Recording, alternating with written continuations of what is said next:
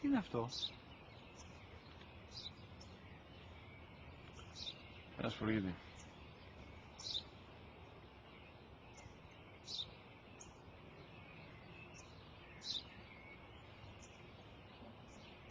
Τι είναι αυτό? Μόλις τώρα στο πατέρα, σπουργίτι είναι.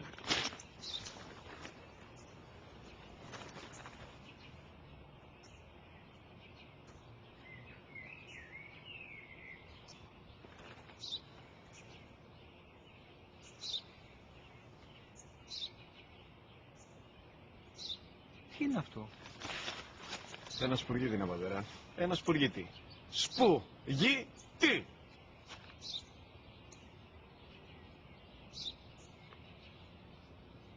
Τι είναι αυτό? Γιατί το κάνεις αυτό το πράγμα, μπορείς να μου πεις? Τόσες φορές σου είπα, είναι ένα σπουργίτι. Δεν το καταλαβαίνεις. Πού πας?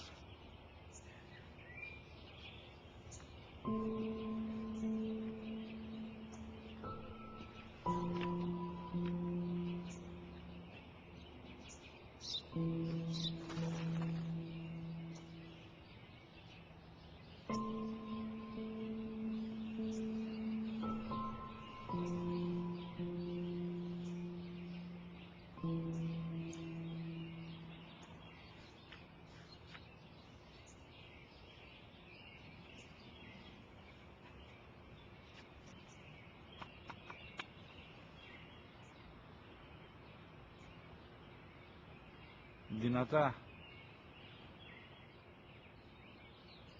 Σήμερα ο μικρός μου γιος που πριν λίγες μέρες έκλεισε τα 3 καθόταν μαζί μου έξω στο πάρκο όταν ένα σπουργίτι ήρθε και κάθισε απέναντί μας.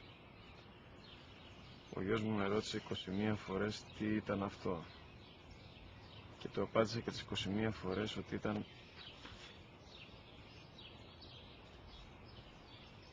ένα σπουργίτι. Τον αγκάλιασα τρυφερά και τις 21 φορές που μου έκανε την ίδια ερώτηση ξανά και ξανά,